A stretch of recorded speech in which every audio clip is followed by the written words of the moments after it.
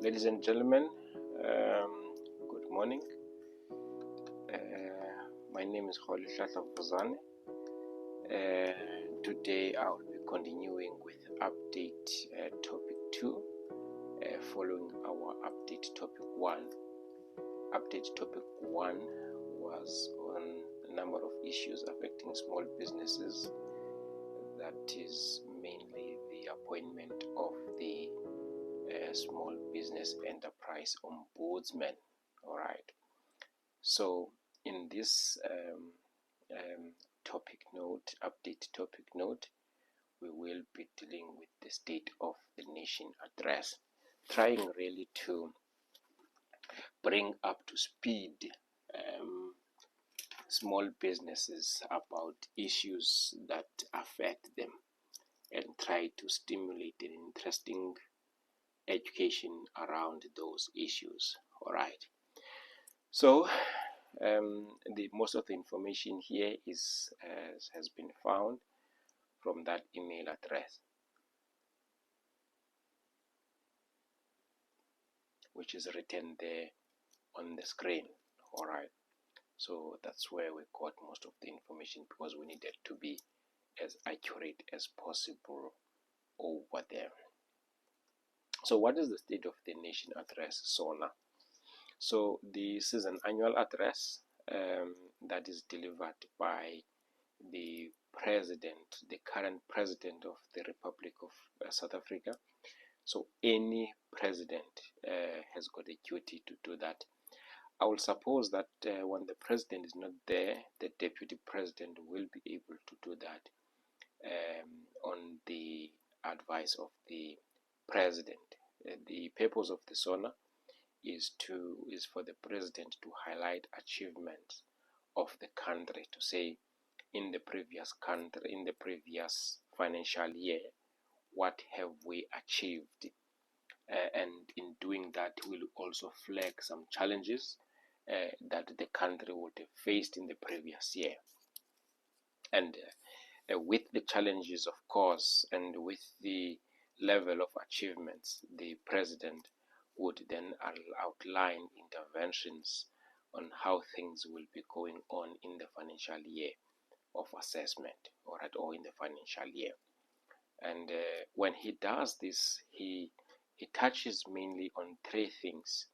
He touches on domestic affairs, and he touches on the continental affairs, and he touches on the international relations. Okay, so I think when you look on what the president says, or when you're listening to what the president says, just think of yourself and your business and see how you fit into what he says. Do you fit there or not? And just write that down as to why that is happening, whether you fit or you don't fit. The State of the National address this year took place on the 6th of February 2025 at 7 o'clock. This was happening in Cape Town, and the proceedings started to be broadcasted at 5 o'clock. In the City Hall, we saw two houses of Parliament, that is the National Assembly and the National Council of Provinces. And we should remember that it's not a will of the president to just go there and call those two houses to come and attend the State of the Nation address. This is sanctioned by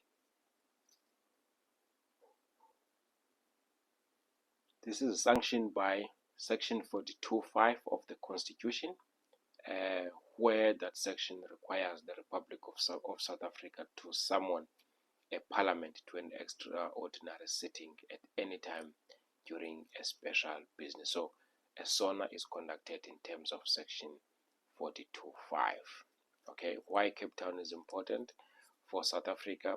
Cape Town is important for South Africa because Cape Town is a legislative capital of the Republic. That's where the Parliament is set at the Western Cape Province.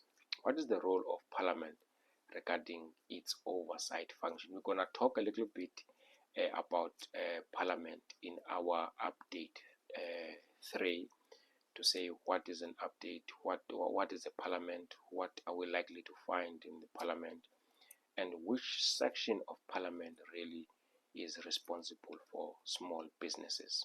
Here we are told that Parliament conducts an oversight to ensure that government delivers on the priorities. So it means that government will first set priorities, and once those priorities have been set and approved, then the Parliament will make sure that those priorities government delivers on them, and the National Treasury will then allocate funds, and those funds that have been allocated are also the responsibility of Parliament to make sure that those funds are spent accordingly.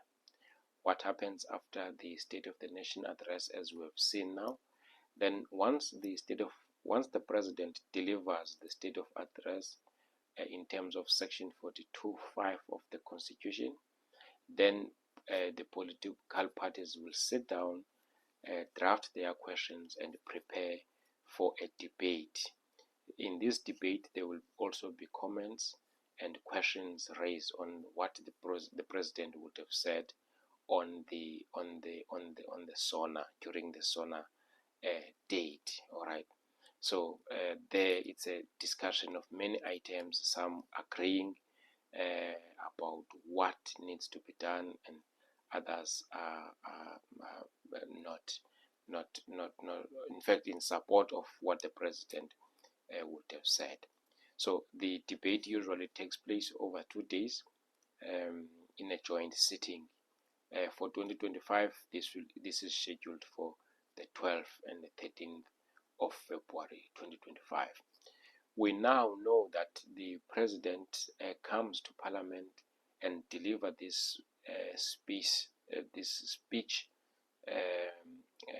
to the joint sitting of two houses, the National Assembly and the National Council of Provinces. We also know now that Section 84(2)(d) of the Constitution also allows for the two houses to come and listen to those debates there. There is also Rule 7, Joint Rule 7(1)(a), which states that the President may call a joint sitting of the houses when it's necessary for the President to deliver an annual or a special address to Parliament. This is not a special address, but this is an annual address. There might be instances where the President or the circumstances necessitate that this is stated as a special address. Okay. Then for 2025, we will see the President answering the questions on the 14th of January. We are told here that the State of the National Address is divided into 3 parts. Okay. What is the link between the State of the Nation Address and the budget? Remember, the President will first come and set the priorities and steer the country into what the direction is. All right. And the Minister of Finance will come and allocate funds on those priorities.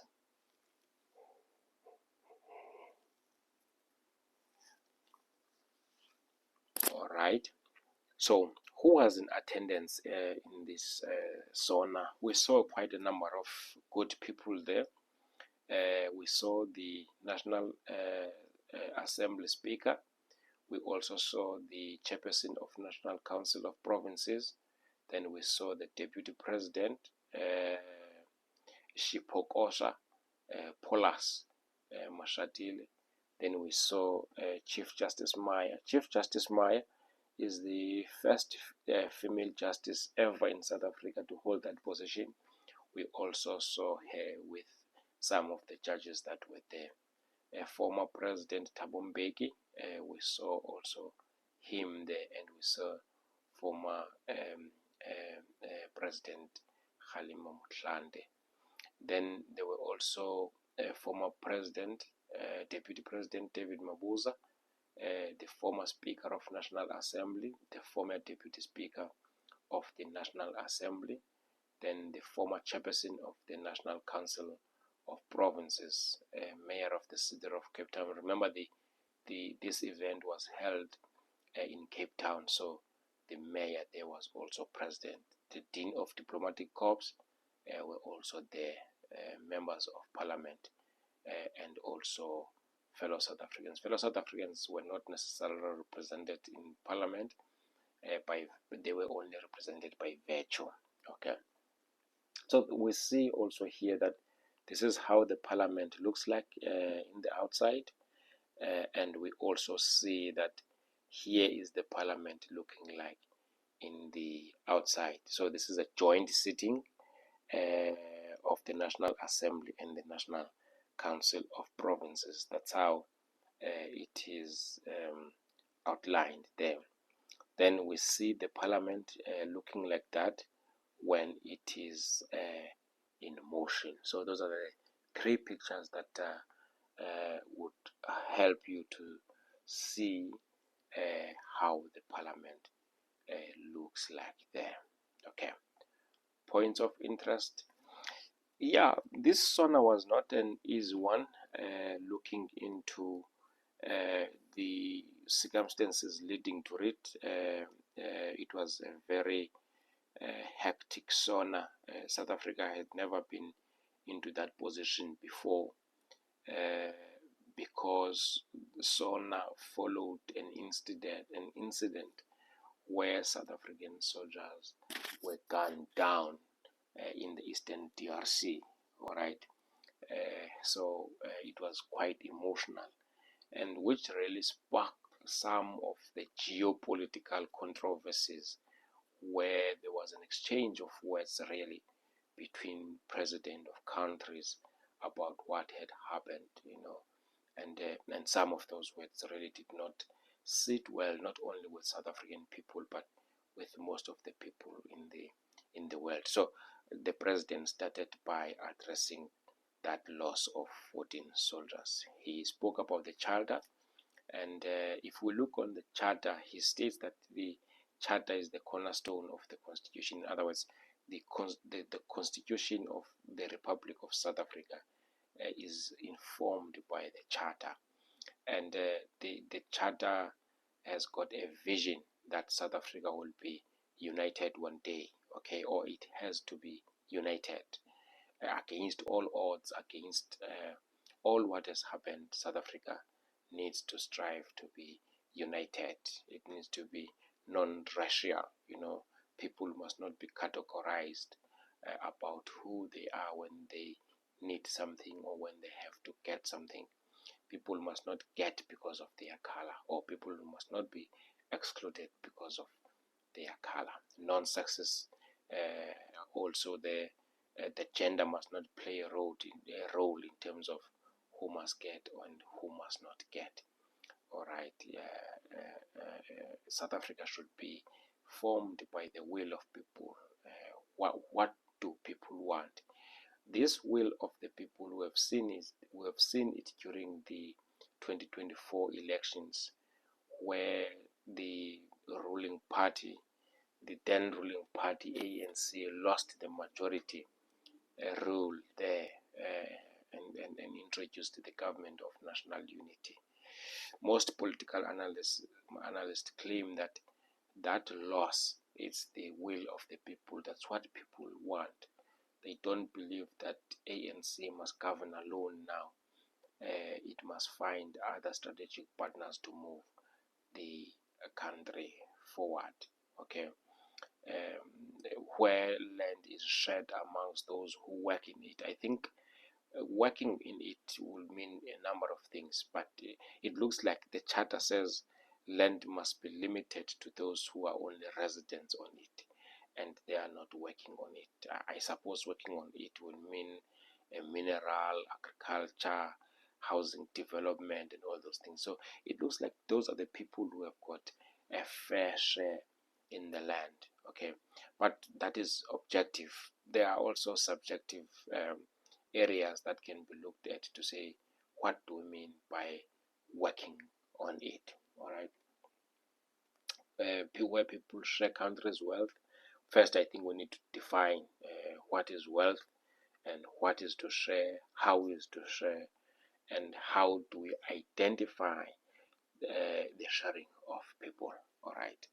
And the charter also talks about equality before the law. That one is also a difficult one because even though law is available and ready, but the access to law and the amount of money that is required to access the law would not necessarily mean that the the law is accessible. You know, the poor suffers a lot when it comes to accessibility of the law. The president talks about the number of global fundamental shifts that are affecting our human life. Okay, he mentions the issue of climate change, and he also mentions rapid advances in artificial intelligence, and also talks about geopolitical tensions, and finally violent conflicts. We have seen a number of people dying, including the 14 South African soldiers that had passed away in the eastern DRC. We have seen an exchange of words between the state's presidents, the geopolitical tensions, and we have seen how artificial intelligence is working fast to solve some of the things there. So he mentions those things, and you could feel that the president is not happy about what is going on. All right, um, and he mentioned that some of these issues are rising up because of nationalism and protectionism. All right, and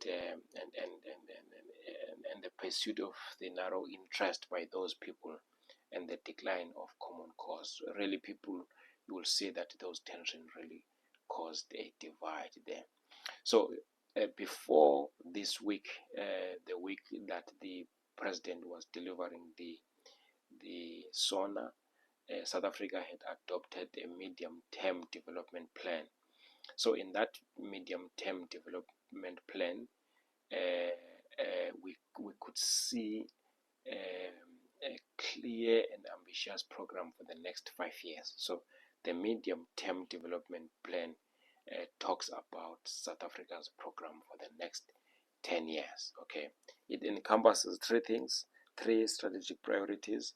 It drives inclusive growth and job creation. Job creation has been there for some time, and there has really a far cry about it. People saying that they are jobless, and you could see when you walk around that really people need some form of employment, and there isn't really much that is offered by the job market, because one, you need to clinch into your job, and once you lose your job, it becomes very difficult to be employed again. Okay, and it becomes easy to get the unemployed market. Okay, reduce poverty. We have seen a number of strategies, especially from the COVID-19, where government was issuing food parcels, introducing extensive amount of water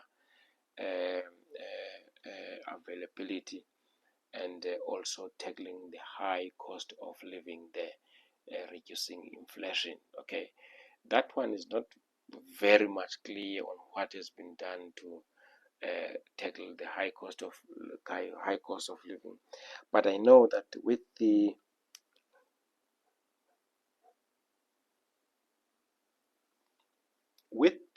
value added tax, we've seen that government trying to introduce more zero rated goods, all right, and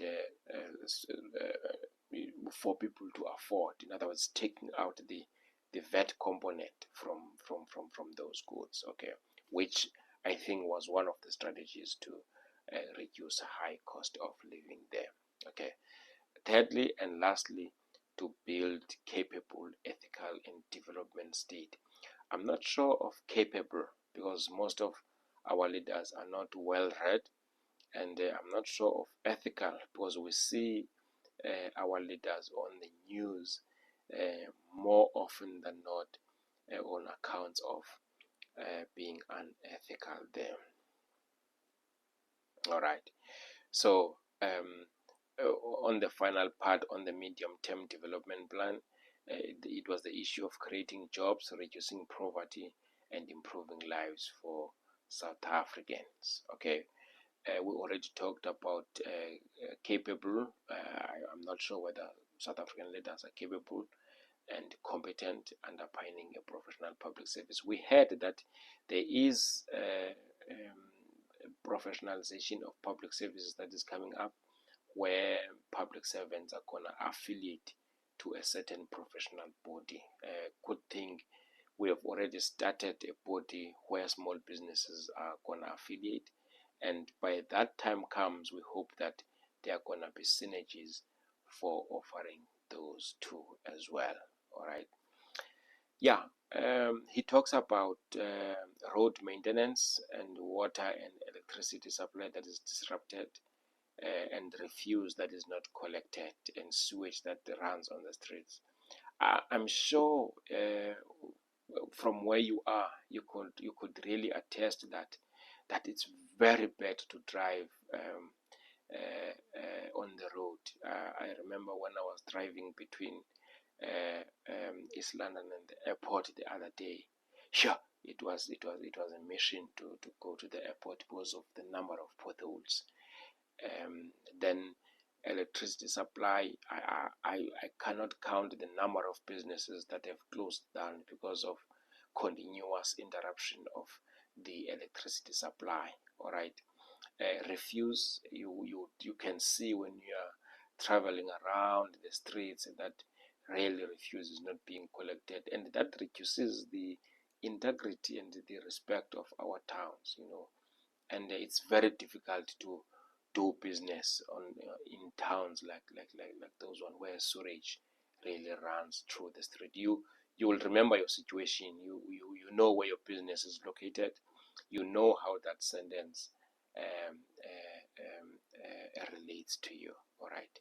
He states that many municipalities have not reinvested some of the monies that they get to keep up with the infrastructure development. Okay, and he states that during the 2025 financial year, they will work with municipalities to establish professionally maintained ring-fenced utilities for water and electricity services. And that really makes one to question himself to say, okay, if the president is saying from this year, this is what we're gonna do to professionally manage municipalities, the question is what has been happening in the previous past? What has been the issue in the previous past? What was happening, and how was that status quo being allowed? Okay. The president is talking about the digital public infrastructure to give access to government services at any time. I'm not sure how that is possible, looking how slow we are in putting data infrastructure into place. He's mentioning two main state-owned companies that the South African government will focus on. That is the Eskom and Transnet, and he wishes that those ones should optimally function. Okay, he states that he understands that the power grid remains strained, and they are working very hard to make sure that that problem is solved there. The issue of water shortages affects everyone, because if there's no water, your employees cannot go to work. I mean, come on, it's not possible. If there's no water, think about businesses that you would normally use water a lot, the bakery, the laundry, and so forth. And without water, it means that the whole infrastructure is interrupted. If there's no electricity, because there isn't a lot of businesses that have generators, and the generators are also expensive to run, and they are also expensive to operate. All right, so those are the key ingredients of running a business: water and electricity. Here he talks about a number of issues here relating to the previous exclusion of black people from the economy, and he believes that these people were derived from land, capital, skills, and opportunity, and as a result, they did not benefit anything from the economy. And in top of that, he includes disabled people. But what I like about disabled people, he doesn't give any race, he doesn't give any gender there. Okay, he just state that there will also be a way of empowering black people, women, and persons with disability. So we understand that black people will be empowered and black women will be empowered, but in the overall, persons with disability will also be empowered there. So there is no color there. Okay, so the government wishes to set up a transformation fund worth 20 billion a year for the next 5 years. So it's going to be 100 billion over the next 5 years to support black owned small business enterprises. All right, we are not sure what is exactly that one would need to do to access that 20 billion, and we don't know who will be a dispersing agent or agency that will disperse that 20 million and the criteria to do that. But look what he says. He says we will continue to provide training to women entrepreneurs to enable them to compete for government tenders. So government tenders are here to stay. He reminds us that last year there was a launch of the National Skills Fund disabilities program. I think that's where disabled people will benefit from. And he states that with that initiative, over 10,000 people with disabilities through tailored training program were employed. I would want to find out from you through our comments here below, and tell us how far you know about this. Maybe you know someone who's disabled or you are disabled yourself. Just tell us more about that, to say what was the fund, how did you get to know about it, how did you qualify about it, and what can you advise other people. In other words, what were the obstacles, if there were any, leading you to qualifying for this amount, and what advice can you give to other people for them to qualify. He talks about the Social Employment Fund, which has created over 80,000 jobs for the 2024 year of assessment. And he claims that it has supported more than 12,000 participants to enter entrepreneur activities, which is a good thing. Do you know someone who has been part of that, and how did that person develop there? Okay. So he also mentioned, the president, that as government they are expanding their support for small business enterprises, especially the informal economy. Okay, because he believes that sustaining small businesses will be very important, which sustains itself millions of jobs and livelihoods in South Africa. All right, and he thinks that this can be done by streamlining funding for small businesses and unlocking venture capital for high growth startups, and developing a regulatory environment that enables rather than restricting informal sector enterprises. I think the word informal enterprises needs a further definition there. On the lighter note, he also stated that with his SONA, they seek to build an innovative economy where Department of Technology and Innovation will establish an innovation fund to provide venture capital to tech startups that would emerge from our higher education institution. I think this is what we call the what do they call these startups that are the incubators? Yeah, there are also incubators on those institutions that have been started. There's a lot of money that has been given there, but unfortunately, because of the shrinking budget from the the Department of Small Businesses and Enterprises, those incubators are not doing well at all. And I've been a board member in one of the incubators, and I feel like there is a whole lot of things that needs to be done.